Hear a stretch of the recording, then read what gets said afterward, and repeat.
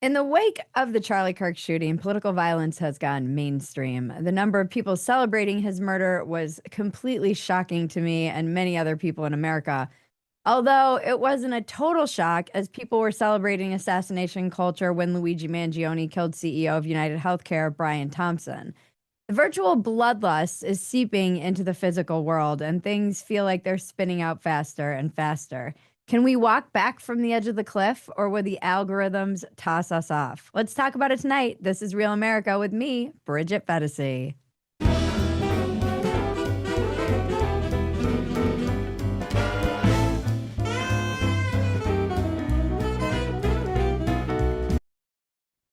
Welcome back. I want to start on an uplifting note because maybe it's the answer to political violence. As Michael Malice wrote in his book, The White Pill, A Tale of Good and Evil, even the most evil moments remind us of the importance of hope for humanity's future.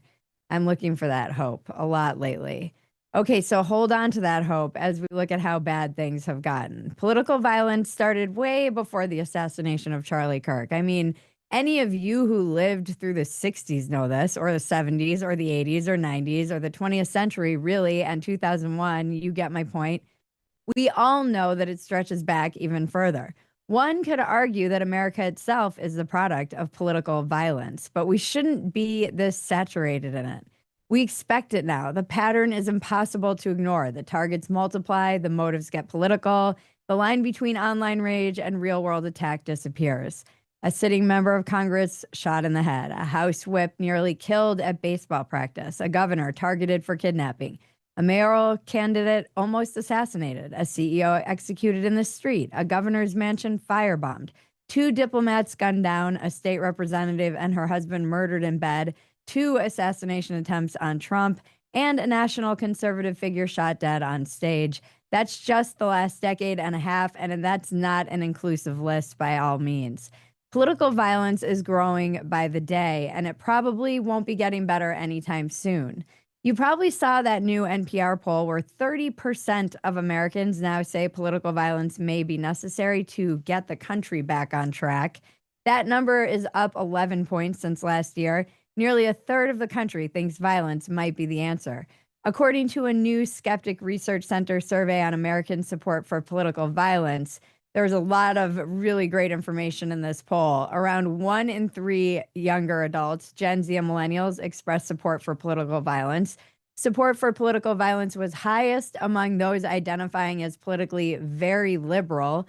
Americans with the highest level of educational attainment, graduate or professional degree, were about twice as likely to support political violence than those with less formal education, and liberal Gen Z women were more supportive of political violence than were Gen X and baby boomer men. There's so much to dig into and talk about that. Threats against election workers and public officials have exploded. Campaign offices are shot up. People wear body armor to school board meetings. Politicians travel with private security.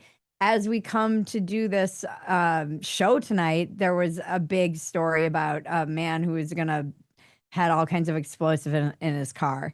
Everyone feels under siege. Everyone feels like they have a target on their forehead. A huge part of this problem is how isolated we are. Our media silos are getting more and more contained, and the algorithms are definitely radicalizing us. And whoo boy, are they good at tickling that part of our monkey brain that defaults to tribalism. People are avoiding conversations about politics altogether in real life for fear of them getting too heated. Families are falling out. Relationships are left in tatters over political disagreements. Without any real world pushback, we drift further and further apart, dehumanizing people who disagree with us as evil or Nazis and becoming more and more certain that we are the one who is right and righteous. I've been thinking a lot about Jonathan Haidt's brilliant book, The Righteous Mind, in which he explores why good people are divided by politics and religion. As Haidt says, in his intro, I'll draw on the latest research in neuroscience, genetics, social psychology, and evolutionary modeling, but the take-home message of the book is ancient. It is the realization that we are all self-righteous hypocrites. We are all in a group chat that affirms our beliefs. We are all in algorithms that know us better than we know ourselves. And if you're using AI, it's indulging your every whim and sometimes psychotic beliefs. This means things are likely going to get much worse before they get better. Political violence is symbolic.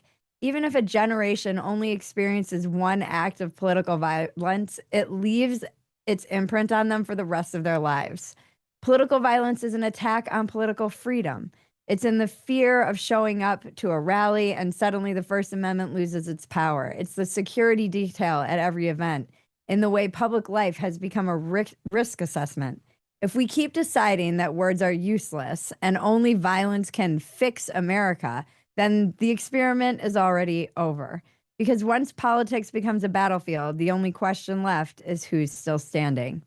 What are we going to do to dial things back? What can we do to walk ourselves back from the edge? Have you been radicalized? I want to hear all about this and talk a lot about this with our guest tonight, Stephen Miller, who many of you know as Redsteeze on X, and as I call him, the Rain Man of Receipts. But before we get to Stephen, some quick housekeeping and then a word from our sponsor. So if you're here and you want to be called on, you need to be on Zoom, on camera, and you have to virtually raise your hand by clicking the reactions button. If you aren't on Zoom and want to be a part of our virtual live audience right now or in the future, please click the link in the description below to get the Zoom link or go to tway.tv/BridgetZoom. The Zoom link is the same every time. It's your virtual diner, so save it somewhere. This is where we always are. The voice of God you're hearing is Cousin Maggie. Hello, everyone. Many of you already know her. She is my cousin and co-producer. We make all of our stuff together, Dumpster Fire, Walk-ins Welcome, and all the other content you find at Phetasy.com. Maggie is monitoring the chat. If you have something to say and you raise your hand, Maggie will message you privately, so keep an eye out for that to find out what you'd like to talk about. She's going to help make sure we stay on topic, and she will interrupt me and you and cut us off. Don't be offended. We can't guarantee we will get to everyone, but we do our best. Everyone knows my number one rule is don't be a dick. So please just, try and ratchet it down a little and everything's going to be okay. And now a quick word from our sponsor, Quest. I am making my health a priority, and that's why I love Quest. Quest simplifies the medical testing process significantly, especially if you're dealing with an HMO like I am. No more waiting weeks for an appointment to see the doctor and then getting a referral and then going to another appointment with the specialist and jumping through all these hoops. Quest offers over 150 of the same tests trusted by doctors, including diagnostics for specific ailments like STDs, chronic conditions like heart, liver, and kidney disease, as well as testing that is almost never covered by health insurance like fertility, advanced women's hormone testing, etc. Quest also offers broad packages of tests that go way beyond the standard tests you typically get in an annual medical checkup visit. Concierge medicine and functional medicine doctors charge thousands of dollars for these types of workups, and Quest offers them for the price of a night out on the town. Your health and well-being are worth it. Michael Malice last week said this is an amazing company, so you have another person who's vouching for this amazing deal. Go to questhealth.com, use the discount code RealMade25 and get 20% off your purchase. That's questhealth.com, code RealMade25 for 20% off. There's a link in the description below. I would like to bring up our guest tonight, Stephen Miller, Redsteeze, as many of you know him. You can find him on Substack. He has an amazing podcast, and I listen to it, and I don't really listen to anything. Well, welcome to the show. You had to throw out, you bring me on and then say, don't be a dick. There's I know, I was thinking about that happening here, right? You know that. It was hard for me not to be like, don't be a dick like my guest tonight. Except my probably guest, will be. my guest who I've given permission on this one. So no, I'm glad to be like here. my guest who is constantly a dick on X if you follow him. Yeah. Welcome to the show. Respectively so. No, yeah. I'm glad to be here. Thank you. Yeah, I wanted to talk to you about political violence. I think you have some really great insight into what is happening in America right now, and particularly something you said to me just about how isolated, well, in your instance, you were talking about the left. I think we're all slightly isolated, but I do believe the left is really starting to put itself in the corner a little bit. Yeah, when Charlie Kirk was killed, and I'm not someone who was, part of the flock or anything like that. And I think I misjudged him on some stuff. People knew that I was not like the hugest, political fan of his or what TPUSA was founded to do, but through the years, and I'm like one of those, you go back and you listen. So I wanted to look at why this happened. The micro is, obviously he was assassinated on a college campus by a guy who was caught, and details have come out of this guy's life. And the more you kind of dig into, there's this aspect of isolation happening, and it's happening. And you're right, this is a both sides thing, but this is where it's acting out in the real physical world, mostly on the political left. Hmm. And so I started going back, okay, how do we get to this point? And you track backwards. And I recall going back to the fight of like Obamacare and the cultural fights that started. And I don't want to say by Barack Obama, but it was this attitude to get in your relatives' faces at Thanksgiving and holidays and talk to them about healthcare. Talk to your crazy Fox News uncle. And I'd never heard that before. I don't think any of us heard that before from like a president, like, hey, get in the faces of your own family members.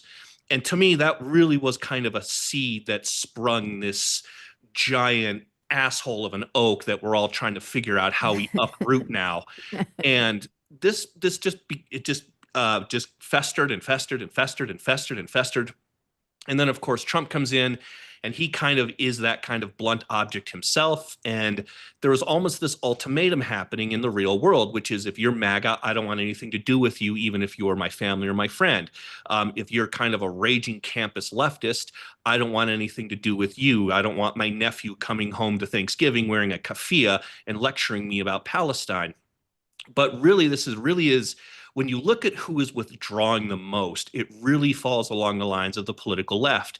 And we've seen it from everything from friendships to families to college campuses to our media. And what I mean by that is we're not going to allow college conservative speakers on our campuses anymore. We saw this with Ben Shapiro. We saw this with Milo Yiannopoulos and others. Hmm. They basically said, we're not even going to allow you at Berkeley. We're going to throw a flaming couch through the window of an administrative building before we allow you to speak. And so conservatives, Charlie Kirk is one of these guys who kind of broke through and said, well, I'm going to do it anyway. And we saw what happened to him on that one. Right. We've seen this happen in media. We've seen every kind of right-leaning voice kicked out of mainstream media. If I asked to name you who is the conservative voice at ABC News, who would you pundit? You probably would have trouble drawing a blank on that one. CNN, Scott Jennings, maybe one Yeah. person on an entire network. Now, people will say Fox News has their space, but you're making the point for me here. And of course, CBS now is now run by Barry Weiss. We can go back to Barry Weiss, was basically run out of the New York Times for different think. She wasn't in the same aspect of the groups at the New York Times, not to mention Jew. And so they had to run her out of the space at the New York Times. And so what I mean by that, it's not isolation in the sense of we're just going to remove ourselves. When Elon Musk bought Twitter, what happened? One side of the political aisle just exodus themselves off to Mastodon without even knowing what Mastodon was. And now they just occupied, when Trump won the election, they all just left Twitter and occupying Blue Sky now. Hmm. So it's this self-removal. It's this, I don't want to be associated with XYZ.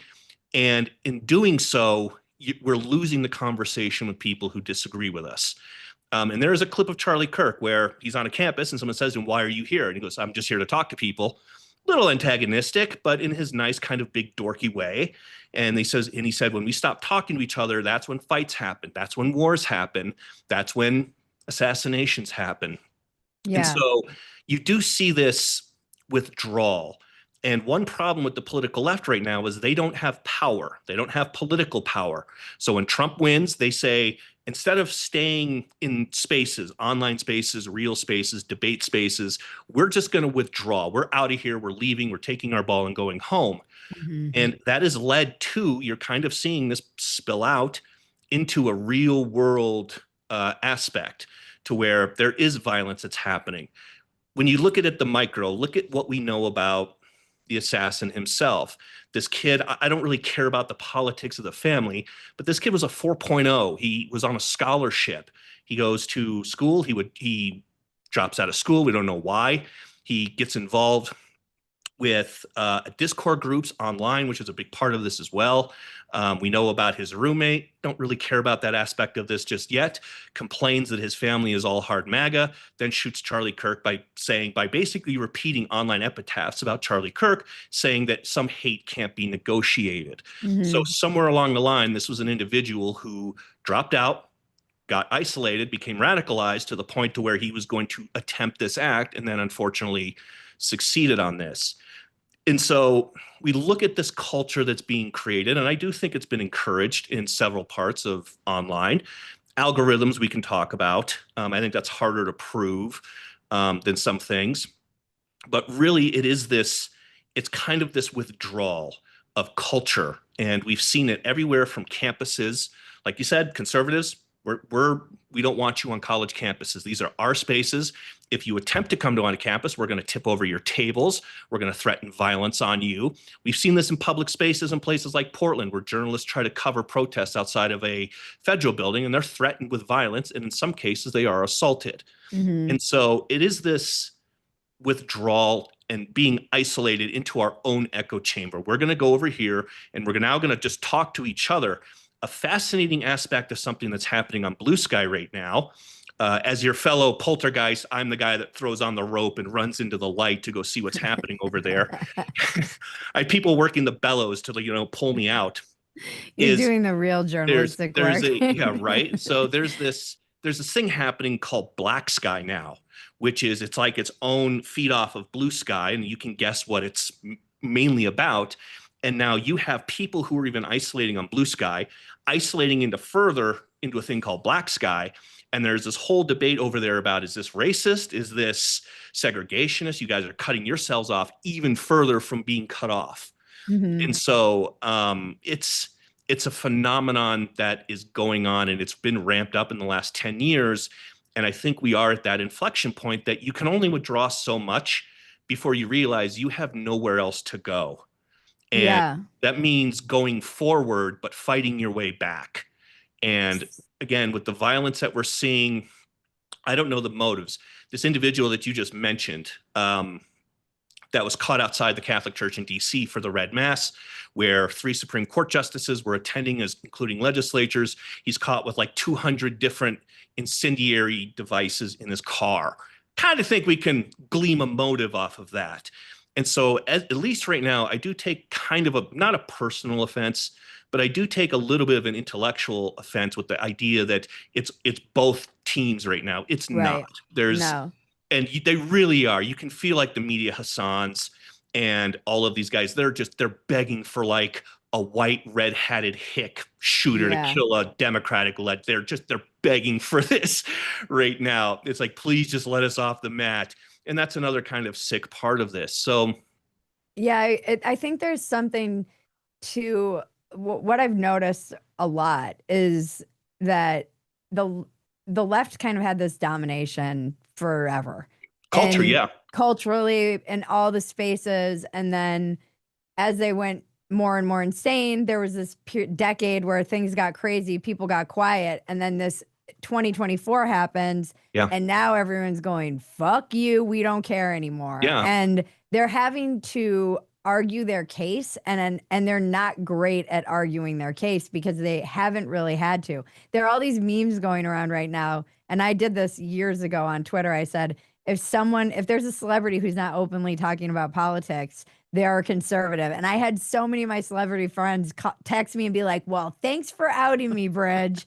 But that's also true. You see it like there was one going around just recently where it was, if somebody in your friend group isn't openly talking about their politics, they're conservative. So conservatives have kind of sat back, allowed people to have their opinions, been in these boardrooms, in schools. They've also had to battle their ideas and field test their ideas more if you were conservative on a college campus than, for example, a liberal who was not having to do this. So it feels like that isolation that happened, and then the assumption that everyone around you is also a liberal, not always a correct one, isolated them to the point that they didn't realize there were people in their midst who were conservatives because they couldn't even conceive of it. And now conservatives are a little bit more emboldened to push back. and it doesn't seem like they're handling it very well. Yeah, look at one of your genres. Look at stand-up comedy and look at late night comedy. It's another perfect example. You had Yep. four late night comedians who talked about the exact same thing in the exact same format, and they had the exact same guests, right? Yep. And then Greg Gutfeld is given a show at Fox, and he ends up kicking the shit out of them in the ratings. And I don't think it's particularly because Gutfeld is a conservative. He's not really. It's because it's just a different viewpoint. And Right. it's a different format, and it's a panel, and it's kind of sort of like what Red Eye meets the former Bill Maher show on AB or whenever before he moved to HBO. Right. Real time. It's real time. That's right. Hmm. And so that's another idea of we're going to try to own the space one-sidedness. We're going to close out what 65% of the country thinks, what they talk about. And if they even utter anything that is outside of our dogma, we're going to basically, I don't want to say cancel them, but we're going to shun you. And Right. as it turns out, they're the ones that got shunned. And so that's kind of what I mean is when they cut people out of their family, when they cut friends off, I'm certainly one of those people. I have a pretty locked down Facebook. I'm not like, an all platform influencer. And I've lost dozens, and I mean dozens of friends for just anodyne political opinions. And these are people I've known my whole life. Yeah. And so this was another phenomenon that it's like, and I'm sure people that are watching right now, I've had people that I've talked to personally. It's the same thing. It's either friends have cut them off, family members have cut them off. And yeah, while this is something that does happen on the political right, the majority of it is it's somebody with progressive viewpoints who just doesn't want to hear it anymore because you're MAGA, you're crazy, you're a fascist, you're a Nazi, you're an authoritarian. And they get that from somewhere. And now we can talk about algorithms. I think largely they get it from their media, who tells them basically to do that. And hey, if you have a MAGA friend, that's just not it. Yeah.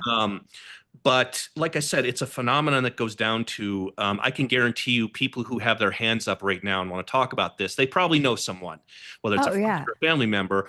But then, like you said, you look at your genre, you saw what stand-up comedy was for so many years. I would say starting around the tail end of Obama, then of course resistance through Trump, and then kind of through, the pandemic.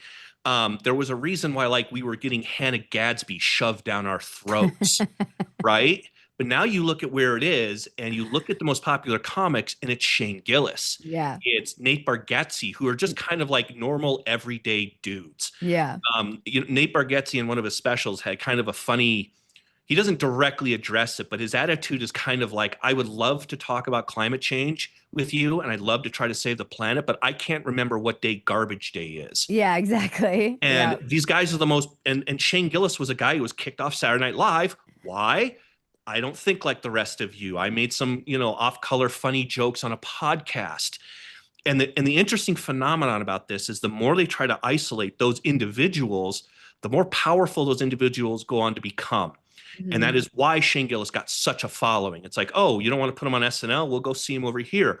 Barry Weiss, Very. perfect example. The interns at the New York Times are going to shit talk her out of that outlet. Hey, we just got her fired. Woohoo, look at what we did. She goes on to create an independent media empire, similar to what Megyn Kelly has done. And then now she's running CBS News. Yeah. It's like the more you try to cut people off, the more people are going to go see why you're trying to do that. Mhm. And so that's kind of what I mean about this. You can think of it all the way down to the micro with relationships, all the way up to what's going on in our media and in our politics. We had Katie Hobbs, who was elected governor of Arizona, refused to debate. She said, I'm not even going to debate you people. And so really, when you talk about what does it take to come back to the table, I don't know, stop shooting people. That would be a nice place to start. And start like having these conversations. And I don't know how you come back from everyone's a Nazi. And this is the problem with Trump is for the most part, a P.T. Barnum bullshit artist. Okay. Mhm. And so how do you come back from this? What's the next iteration? What is J.D. Vance then going to be? And so this is the biggest problem with all of this is they kind of got to say, all right, we're without political power. How do we get political power back? The problem is we're seeing it act out through violence. Well, and I mean, even the numbers that I was reading in like that Skeptic Research Center, those polls, that is The why it's NPR one I laughed at. You said the NPR poll where like 60% of people want, people dead. It's like, yeah, that's NPR's audience. Of course they believe that. It's like, but even like the it's skeptic passive voice one, revolutionaries. yeah, the skeptic research one that's funny, which is like the more educated you are, the more you want people to, the more you think political violence is effective. It's like, yeah, because you've been in a classroom and you weren't on a job site or you weren't at a restaurant and you talked And some shit and and someone punched you who in the face. and who are you in a classroom with? A professor who taught you this, who agrees with you, and then 90% of the class is there for the same reasons. There is no kind of difference of thought going on anymore. And it's because we're just shoving out opinions, ideas, books, literature, television programs, media personalities that we just icky. We don't want you here anymore.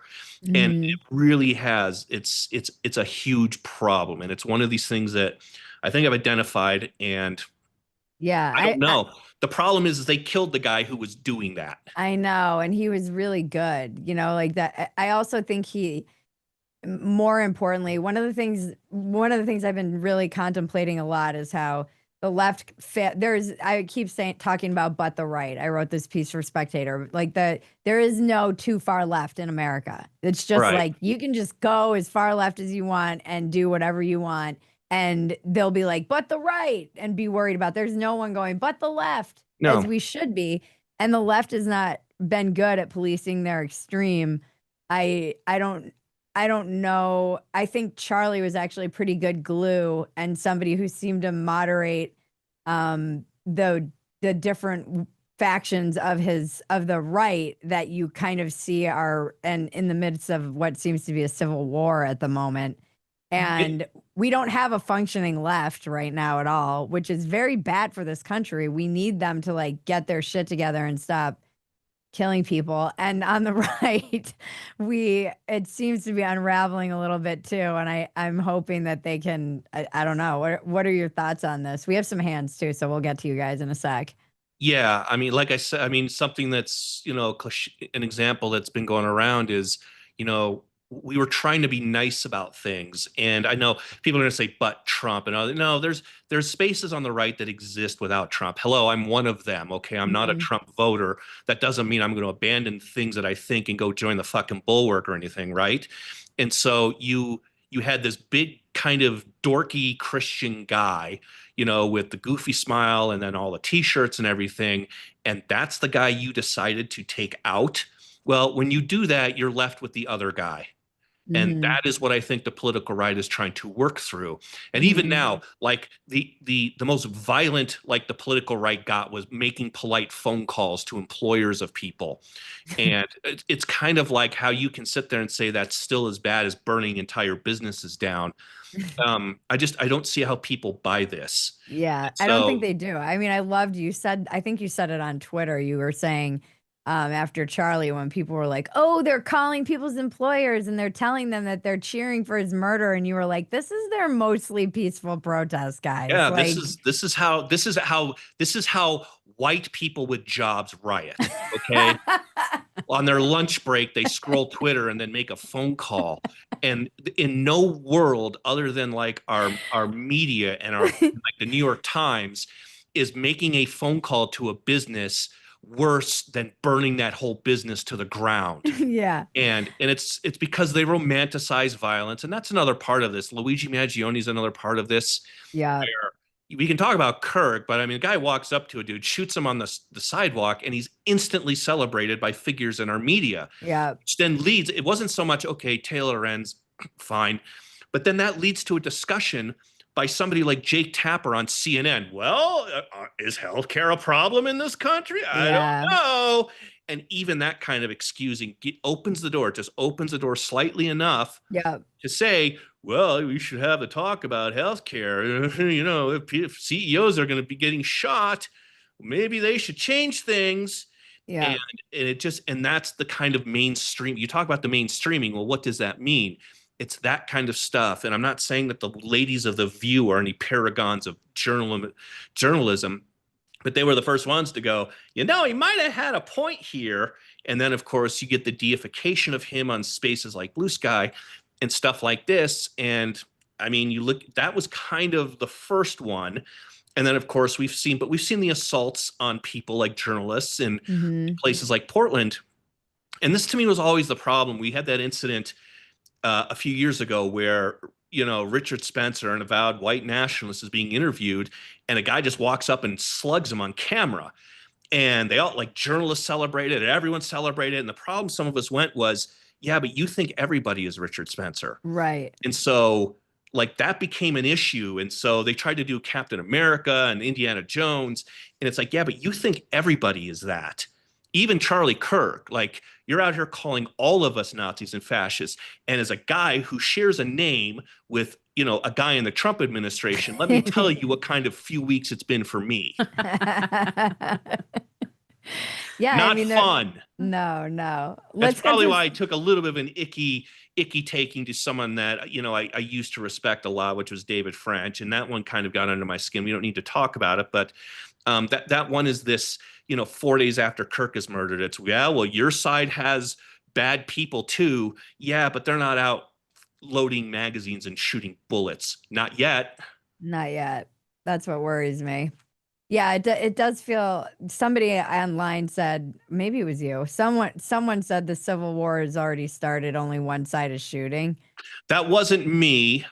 I'm not a. I don't know if we're not going to start if white people aren't going to start a civil war over Peloton prices increasing, then we have a ways to go. We still can't. We can't get off the couches when our Netflix subscription increases, right? I have a whole stand-up bit about this. I also think we're just too fat for a civil war. Like, it's not. Right, yeah.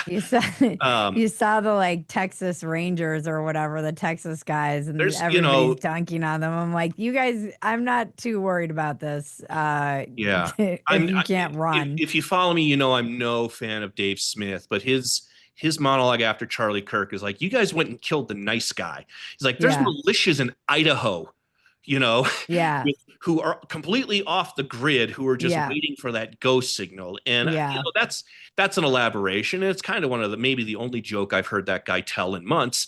But that's, it's like, okay. No, I mean, that does exist. Yeah, no, it does. Just, that's what I mean is it's kind of, I'm not one of these Civil War pound the table guys. No. And one of the reasons is because largely, again, going back to, circle of life, Simba, the political right has a lot of power in this country right now, and they have it politically.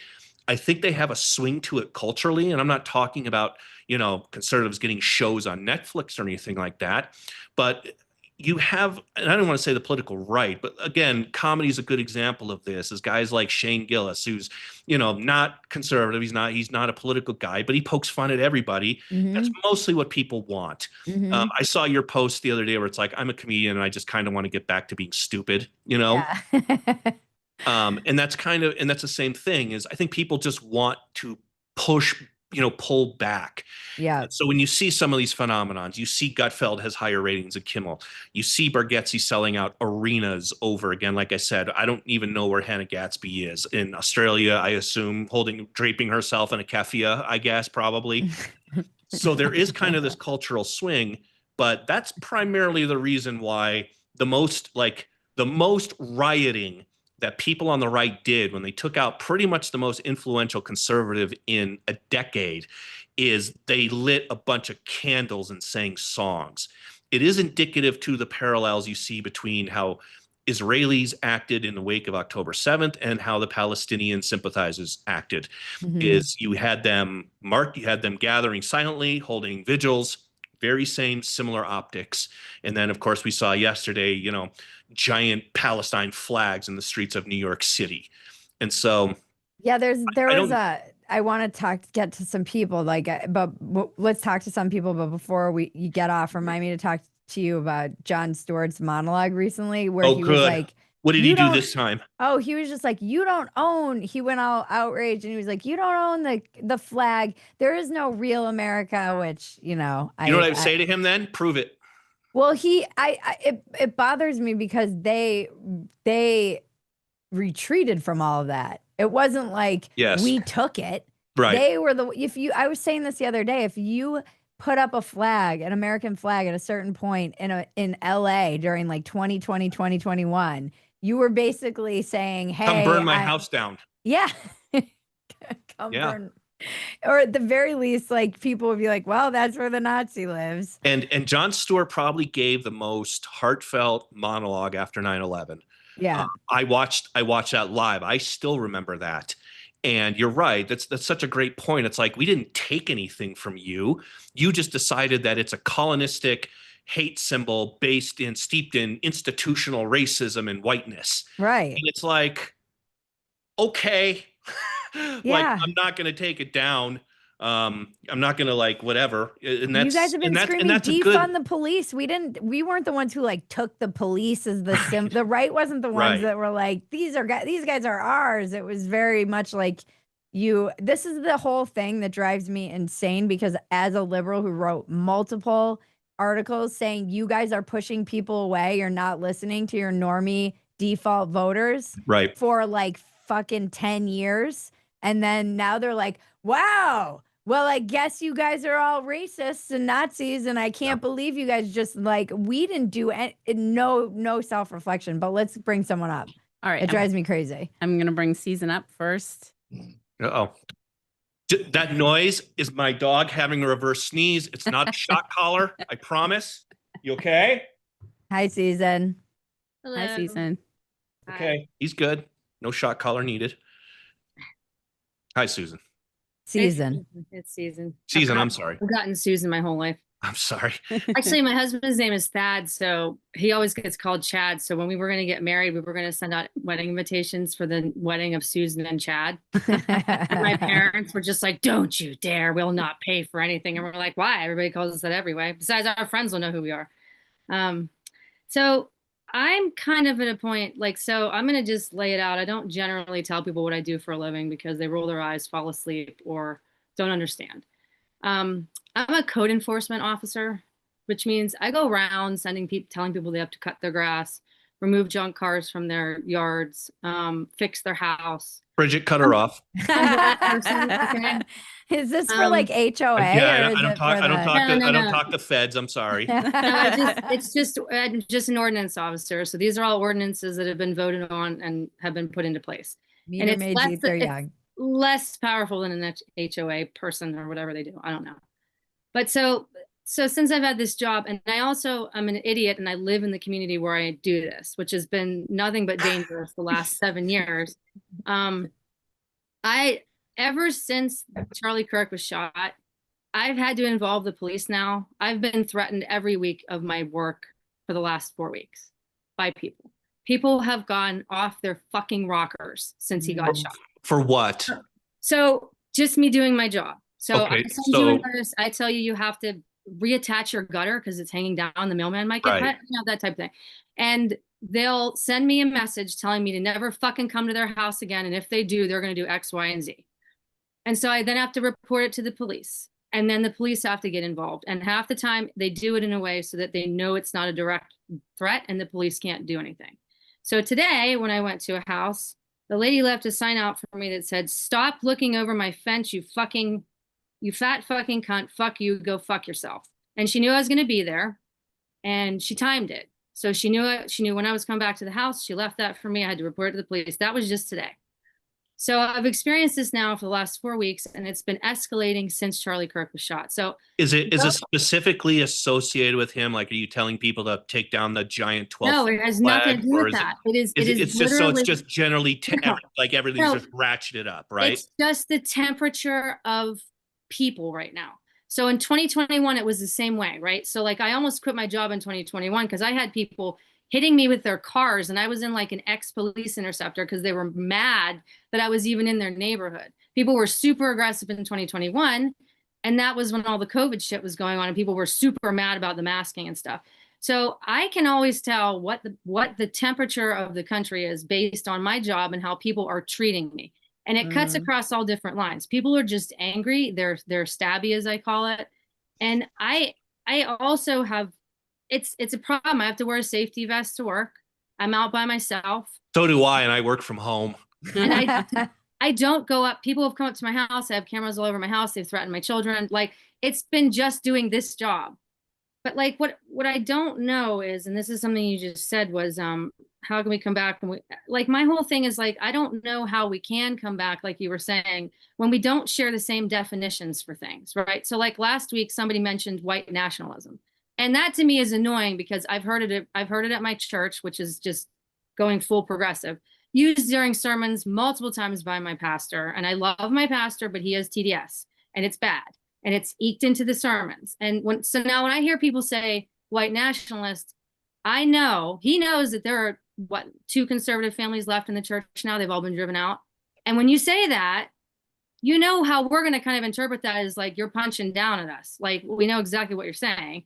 So like, I don't even know how, and like, I can't even sit with people that I love and have this discussion. Like, I've told them, can you not use that, or at least tell me what you mean by that? Because when you're doing that, it's pretty offensive to me because there's no definition for what it is. Like, and so like, I don't even know what you're saying is like, how do you sit and talk with these people when, you know, critical theorists, first of all, they don't use the same words. They don't have the same definitions for words that you do. When they say inclusive, it doesn't mean what you think it means. You can't even agree on it. It doesn't mean you. No. And so but you described exactly kind of what I'm talking about is, I don't know how to walk it back. And Bridget touched on this where you said we didn't take the flag. Like, we didn't start the fight of putting politics at Thanksgiving dinner, right? That's not what I said. This went back to kind of the Obama years where it was like, you really need to get in your relatives' faces. Like, they fucking Obama, everyone remembers the kid with the cocoa, you know, gather around the fire, open presents, talk about healthcare. Like, that meme was so bad on so many levels besides the little kid in it. But it was like, no, actually don't do that. Like, this is kind of this unwritten rule is everybody has their different politics. We don't talk about it. We come to the table, we have a good fucking meal, and then we go our separate ways. And then we kind of mutter in the car. You hear what like fucking Rush Limbaugh said yesterday? Oh, yeah. And here you had, for the first time, at least in my lifetime, you had a president who's like, no, you really need to talk about racism at the dinner table. Like, what? No, we don't. Like, what? And so some of what you say is like, how do you talk to people like this? Well, that's not a conflict or conversation we started. And you're right when you say like definitions. So if we're all sitting around and then somebody's like, you know, we're talking about what is a woman, what makes biological sex, what is trans, that's a heated issue right now. And it's kind of like you say to them, well, this is kind of what I think. It's what it's always been. It's boys have peepees, girls have vaginas. And then if they go, whoa, we're not, I got to get up and leave. That's the phenomenon I'm talking about. Yeah. And I'm not saying it doesn't exist on the right, but it primarily exists in culture. It's now integrated. It's ingrained on the political left because the political left is very much a cultural left and it's very much a media left. And so that's why I say, I mean, I'm paid to try to have answers and I don't. I generally, when people just remove themselves, I'm like, okay, bye. You know, it kind of matters. It kind of matters who's kind of in the boat with you, not who decides to get out and try to swim. I've kind of removed myself, like I said in the comments. After COVID, I feel like we found out the people that were going to out the Jewish people you were hiding in your closet. Yeah, speaking of COVID, COVID drove us all insane. And some of them were people. Some of them were people in my church. Some of them were people that I've known for over 20 years that I love. And yeah, not to interrupt again, but we didn't. Myself and Bridget didn't even talk about the effect COVID had on this shit. We have to work through that because that was another, you know, that just drove. So I'm sorry, keep going, but that's just to interject. That's one that me and Bridget haven't even mentioned yet about how much we've all lost our minds. Yeah. No, I still haven't gone outside in 3 years. No, but like to say to go like today after that happened, my drapes are closed. I have not enjoyed my yard all year and mostly this summer because when I was coming out of court, this one guy's like, oh, we should be talking about your house. I know where you live. Yeah. And I'm like, okay, well, when were you at my house? Like, so they're like people that are dealing like these people, this is like how they're functioning because, and I have nothing to do with them politically. It's just the temperature that they're working at right now. They're pissed about all this stuff is driving other behaviors with people. And that's what's so crazy about it as a Gen Xer, like you were saying, this just did not permeate everything. I did an Etsy look I didn't. This I'll close with Sorry, season. I'm gonna have to interrupt you here. We've got a bunch of hands, and we're kind of running low on time. So I do want to be able to get to other people. See you next week. But thank you so much. Thank you. Thank you. Yes. Stay safe. Thank you, Susan. Tell Chad we said hi. Okay, I'm gonna bring up Jeff next. Everyone always rolls in like late and raises their hand. I know. I'm like, guys, do this earlier. Unmute. I think I'm on mute. Can you hear me now? Yeah. Yeah. How you doing? That was a nice talk there, Season. Hi, Bridget. Hi. Hi, Stephen. How you doing? Hi, Jeff. Yeah, we didn't even get to the COVID because in my notes here, that's for me when the mental insanity I think started. I know for me personally, because COVID, I became a severe alcoholic. Came out of COVID, got sober, and then I got to deal with all this stuff. So, and in between, my wife. Some of us never got sober. Yes, I know. Congratulations on that. But my wife and I did get sober, thank God. But congratulations. In the midst, she got cancer, and now I'm dealing with cancer and all this stuff with the political rhetoric. And I just, I guess, with sobriety, I try to talk to people differently because I just think of it, they have a mental illness. If you're still talking about Trump and all that, my opinion, you need to seek help because Trump's really not the problem in my opinion. Most of my circle these days are just saying we got to fight against good and evil. And I'm getting this from people that aren't religious. Yeah. And that's concerning to me. So yeah, I mean, this is a question I've asked many times on my podcast and for a decade now. If everyone is, I mean, and this is something that I think Jonathan Haidt addresses in his book so well, like if everyone thinks the other side is evil and that they're on the righteous side, I'm not sure like exactly what happens in a situation like that, because you hear this a lot, like everyone's saying like they're evil, they're possessed by demons, or they're Nazis, or they're I think, and I do think the internet, like, I agree with Stephen that algorithms aren't necessarily, there's not much proof it radicalizes you. What I do think it does is grease the wheels for dehumanizing one another. And that's one of the reasons I do love this show, because I remember a couple of episodes when we had Season, she was like very frustrated with the school system. And our guest was saying, you know, if I had read that, I would have said, wow, that person's crazy. And they're like an anarcho-libertarian or whatever. But hearing the emotion in her voice and seeing her frustration, you saw that this was just a person who felt like the system had failed them. And that was like a revelation to me. So I think that the internet, and then we haven't even talked about like the bot farms. I just did a podcast today and this guy was like, you're arguing with like a Pakistani with 12 phones, you know? Like, yeah, I gave up on that stuff. I don't argue with people online. The only people I follow, you know, especially on X, are like, I know you don't like Dave Smith, but I like the Dave Smiths, Bridget, people that are going to educate me in some which way and not piss me off and aggravate me, because I don't have time for that. But this is the other problem, is that and this is what I mean about how we're all isolating a little bit, is because we can go, oh, that person's annoying me, or they're agitating me, or they're maybe presenting something that I don't like. Because I think one of the biggest problems we have, particularly in like the conspiracy kind of world that we now inhabit, is that there's a tendency to just dismiss anything that might come in and disrupt whatever we want to believe, whatever the narrative is. See, that's, to me, that's the mental aspect. Like, think outside the box. Did you go to school where you taught critical thinking? I just think a lot of people's brains are really broken, and that this Charlie Kirk thing really, I mean, it freaked me out when I watched it. Yeah, and, no, it's and it even it's freaked it was very disturbing. And I'm like, we're like, I know, Stephen, you said, I don't know what you like, the Cold War. I think we are in a Cold War of information, definitely, especially with the algorithms, like you said, Bridget. It's they know what buttons to push for certain people. I mean, they don't get me, thank God, but that turmoil is just, wow, it's crazy. And a big part of that is the failure of media, the failure of information. And when you have a mass media that is largely one-sided ideological, it becomes facts become, we don't know what truth or what truth is here, there. Look at what we just saw with the Kavanaugh assassin.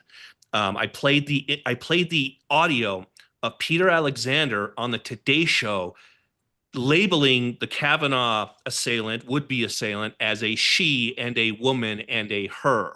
Oh, and he does it with a smile. This wasn't just some fringe thing that is being pushed in some online weird spaces and on campuses and on TikTok.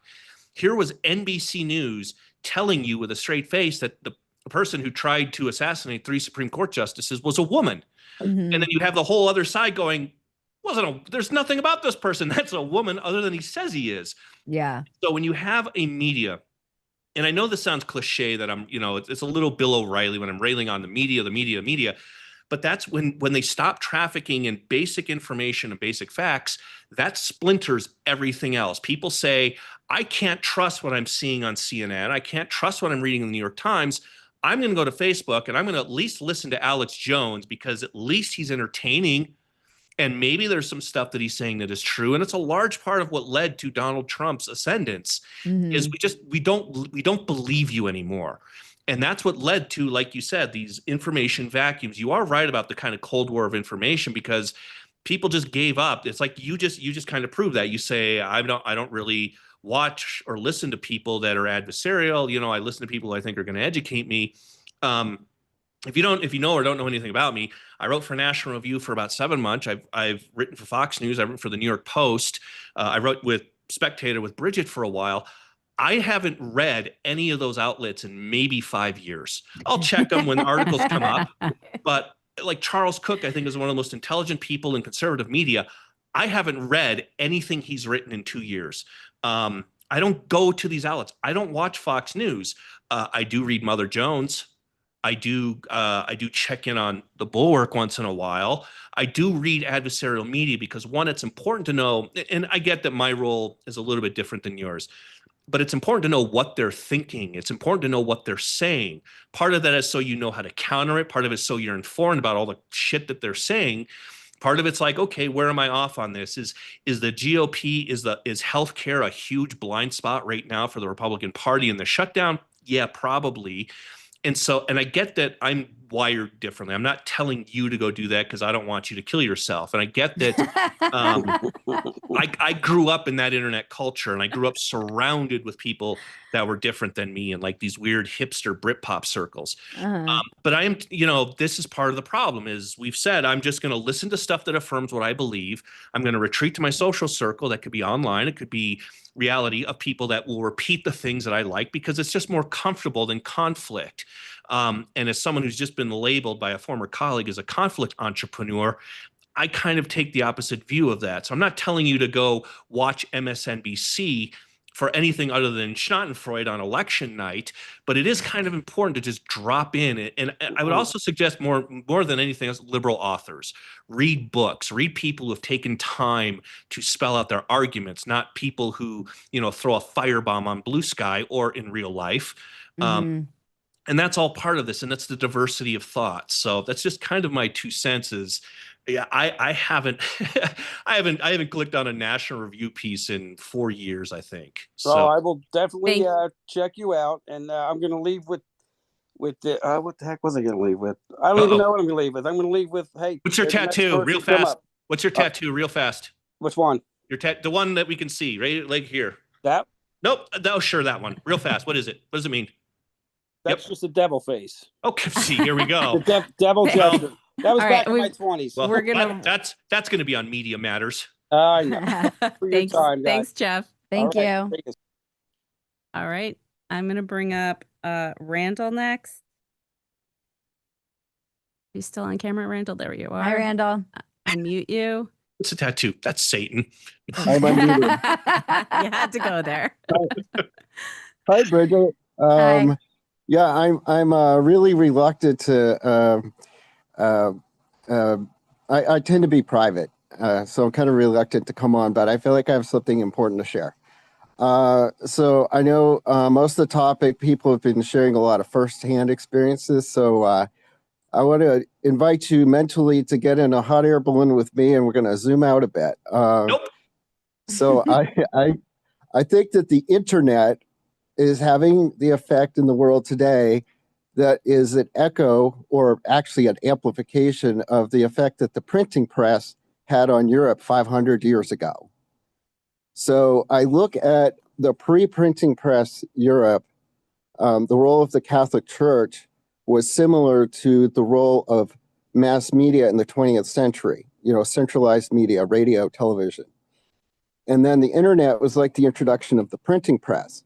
Now, the printing press was first used for printing Bibles, which could only be read by literate people who had already been reading Bibles.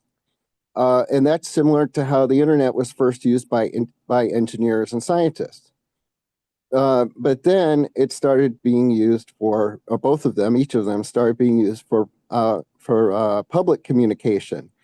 And as the printing press matured and literacy expanded, I think in the 17th century, the best-selling books were how-to books, which allowed the emergence of a middle class. So herbalism and animal husbandry and construction, and people were able to learn those things for books. And that reminds me a lot of the DIY videos on YouTube. But now I think we're starting to enter the religious war phase. So once Bibles were translated and printed and people were reading them, they had all kinds of their own ideas about what the stories meant.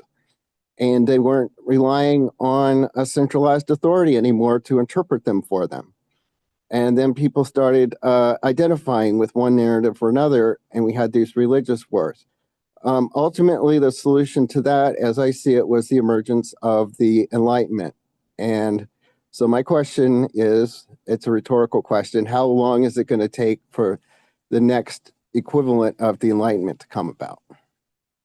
That's as somebody, who were we just talking to, and they said that wasn't even Bibles that people were reading. It was like How to Burn a Witch or something. That was like the top. We were just having a conversation with somebody about this, how even in the early days of people, the printing press, they were printing like it was more like how to burn witches or something like that. We've come full circle with that with ChatGPT. Yeah, exactly. If I can just put in ChatGPT feels more like witch. printing press. Yeah, how to burn a witch with ChatGPT. Yeah. Thank you for asking me how you'd like to burn a witch. I mean, I think that would be a very optimistic view that this is leading to another enlightenment. I think the tech bros, certain kind of the more optimistic guys I know on the tech side would argue that this is. Bridget, I did not say the next enlightenment is going to come in our lifetimes. No, I know. I know. How many decades or centuries? Yeah. Yeah, but I mean, with everything accelerated, maybe it could come in a couple of times. Will we destroy ourselves first is the question. Or will we live long enough? I tend to have a cyclical view of history. And not that it repeats it repeats in the same way that years repeat. So, we have the 4 seasons, but no 2 years are alike. Yeah. Right. Is this like the fourth turning idea? Yeah, like kinda? that. Yeah. I do want to try and get to one more person here. Sorry, Randall. I know this is like big topic, but Randall, we could do a whole topic on this. Thank you for sharing. And I'm going to be thinking about that a lot. Right. Thank you so much. I can stick around for a couple if we need to. Okay. Okay. Let's see. Misha, I'm going to bring you up next. I hope I'm pronouncing that correctly. Ask to unmute. Is that a chalkboard behind? I was going to say we're about to have our shit handed to us right now. I'm about to take you to school, people. That's how I felt. I have a brass middle finger and a gun vase. I'm in this guy has Goodwill Hunting. This guy has Goodwill Hunting behind him. I solved it. Thank you. First lesson. My name is Micah. Nice to meet you all. We already fucked up. Oh God. Not off to a great start. I have an apprenticeship where I teach people about accounting and taxes, hence the chalkboard. But what I did want to talk about on these topics, I'm a big admirer of Charlie, and obviously I took it very seriously like everyone else, especially I got a 2-year-old and a 4-year-old. But then I see, on the other hand, a little bit what Mr. Steezy mentioned, which was they killed him, like as if it was a group of people beyond one insane individual. And there was maybe some celebrating, but it wasn't a coordinated effort. It was whatever his deal was, one guy. In all these shootings, it's always one guy, one.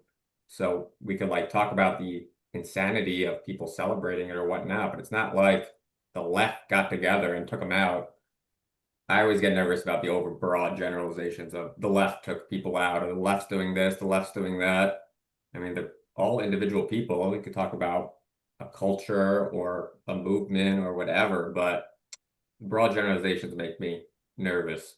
I see a lot of it on Twitter, especially in the immediate following of it, and people were very heated and intense.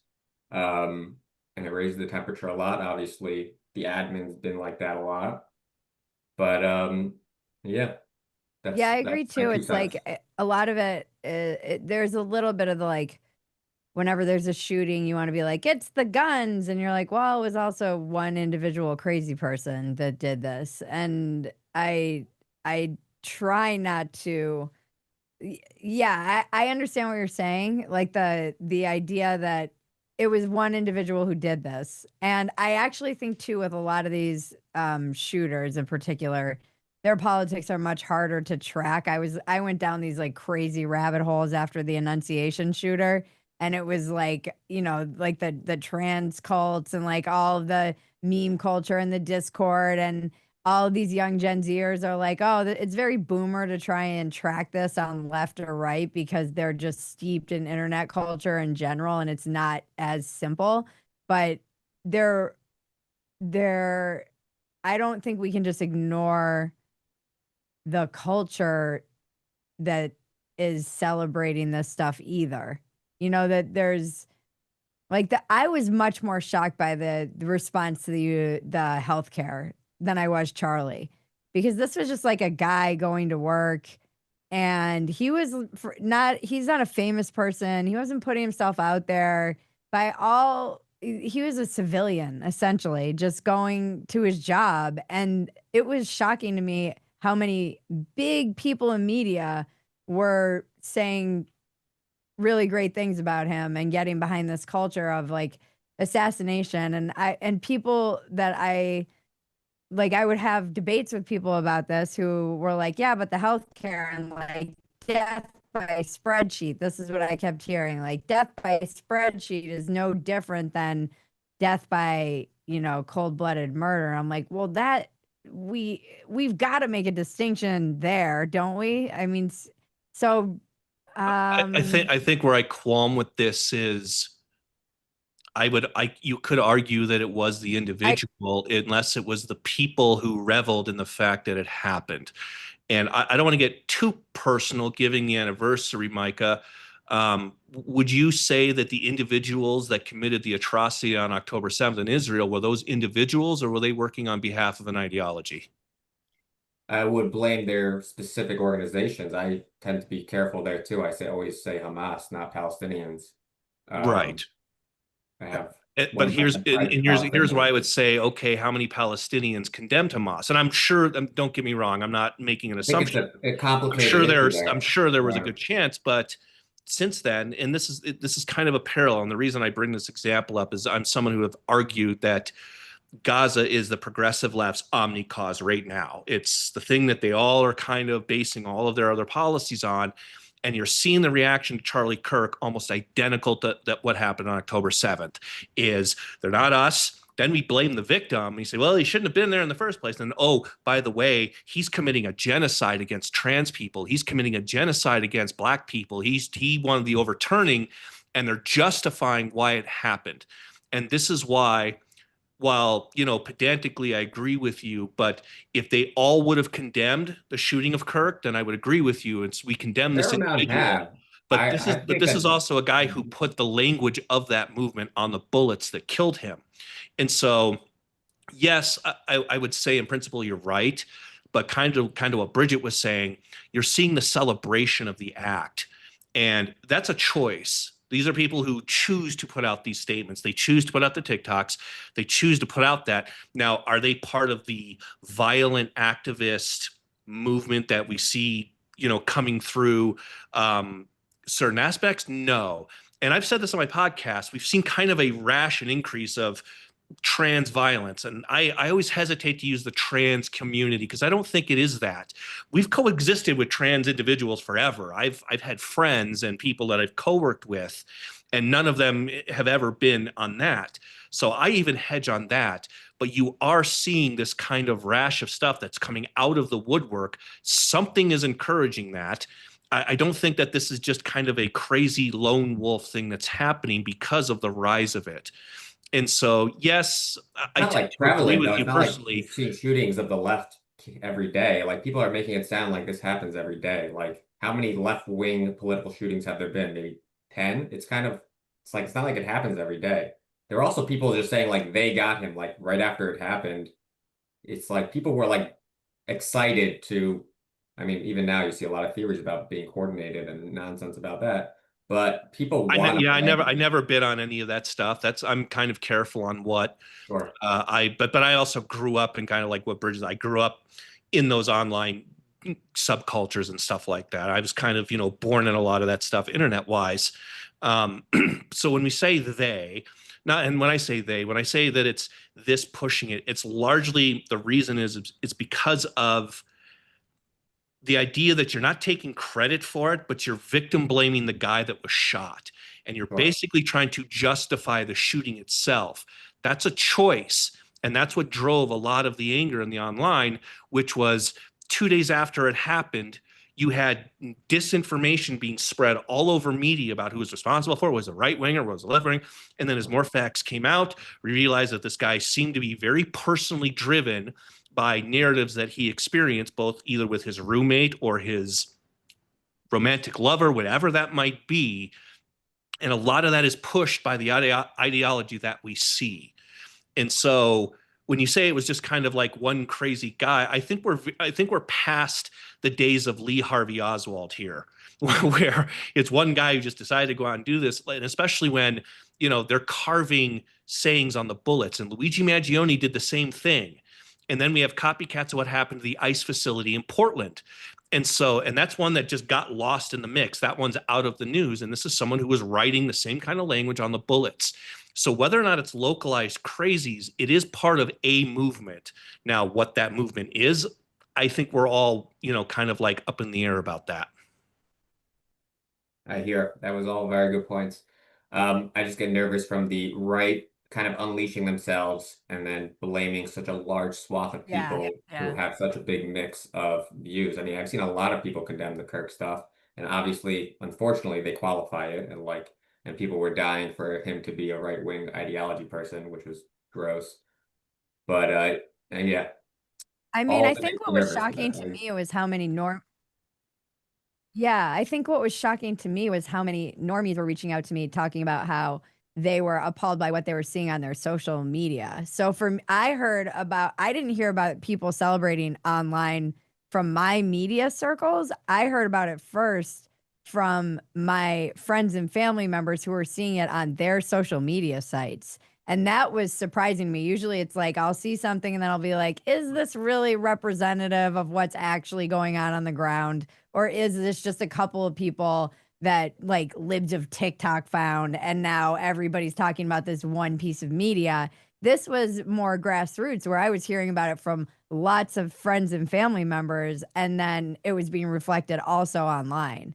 So that was surprising to me in that moment.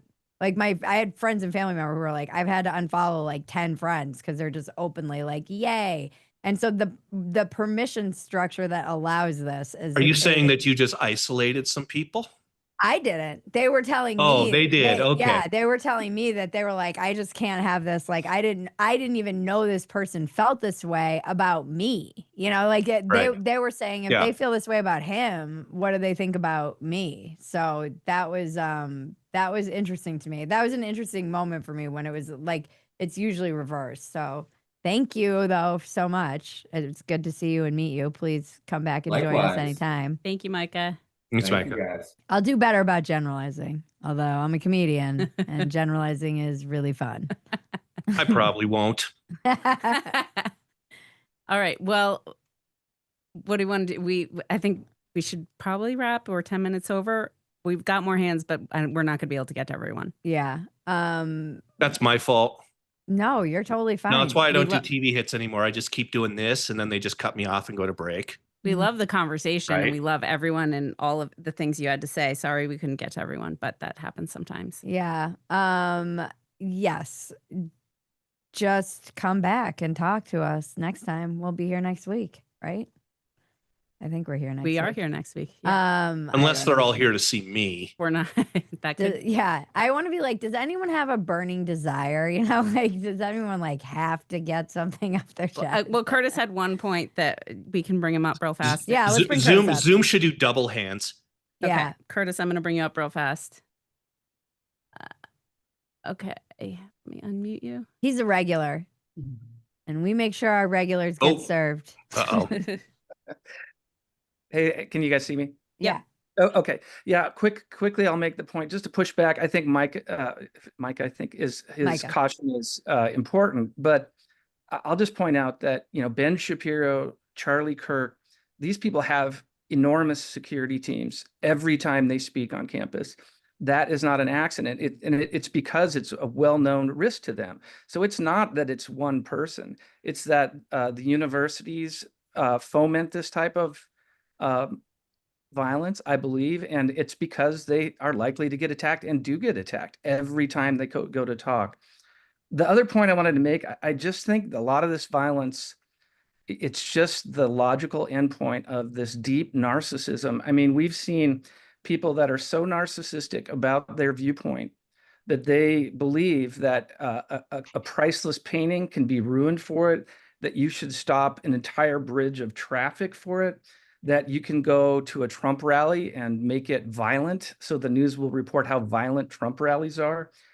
Sam Harris is so narcissistic, and I like Sam for many of his positions, but so narcissistic that he believes you don't shouldn't have access to the truth if it keeps Trump out of office. People believe that you shouldn't have access to a job or medical care if you don't believe their narcissistic view of whether you should take a vaccine or not. And now it's, you don't deserve to live if you don't have their narcissistic viewpoint. It is really remarkable. And, you might have a hard time convincing me Tylenol is creating autism, but you could definitely convince me it's causing narcissism. Steve, I love your Twitter. I love your Twitter. We've argued once and I've retweeted you like 2,000 times. So thank you, Curtis. That's usually how it goes. Always good to see you. Thanks, Curtis. All right. That's a good point. There's so much at play. Well, where can we find you? You can find me. I have Substack, because who doesn't these days? Versus Media on Substack. I do 4 days a week podcasting. I don't do Hassan Piker hours, but I do 4 days a week there, and have some writing stuff coming up. And then you can also get me, of course, at Redsteeze on Twitter. You're a huge influence on the dumpster fire, because I feel like it's often like the. I'm gonna quote that. You're a huge influence on dumpster fire. Bridget's always like, let me see what Redsteeze is talking about. I'm like, let's see where his head's at this week, or if I haven't been paying attention to the news cycle, I'll be like, let's see what he's obsessing about. Yeah, like I said, I just got labeled by a longtime former colleague as a conflict entrepreneur, and I need to put that in my official biography. Also, he put huge influence on the dumpster fire. I felt like we got too serious on this one. We need to have another, hey, remember the days when you were writing for Playboy and I was a National Review and it was all fun and games and everything was just fun and we were young and everything like that. Well, it was an episode about political violence, so right? I actually feel like which was, in fairness, my idea. Yeah, I feel like we kept it lighter than I thought we were going to, honestly. Yeah, we didn't. I mean, nobody got killed doing this stream, so that's at least that's a good place to start. Knock on wood. So we're not done yet. All right, where can we find you online? I just told you that. It's at No, Redsteeze did he give versus his Media. Twitter? Yep. Oh, okay. I Yeah. missed that. I'm just spacing out. All right. Yeah. Well, thank you for being here. You're welcome back anytime. And go follow Redsteeze, Stephen Miller, and listen to his podcast and argue with him online. Yeah, do that. That works out well for people. Thank Anytime. you. Thank you. Okay. Oh, there we go. And All right. Thank you guys for being patient with us and going over. Thank you to my guest, Stephen Miller. Thank you to those of you who showed up, asked questions, pushed back, commented. I love it. I love the discussion. Thank you to Quest for sponsoring this show. Visit questhealth.com and use the discount code RealMay25 and get 20% off your purchase. That's questhealth.com. Code RealMay25 for 20% off. Go to Phetasy.com if you want to continue this conversation. We are always in our chat over there, which is behind a paywall at the and like you can comment on that's our home base. So people are always chatting there. And thank you, Maggie. thank you, Bridget. And thank you to Two-Way and their amazing team. Join us next Wednesday, October 15th at 7 p.m. Eastern.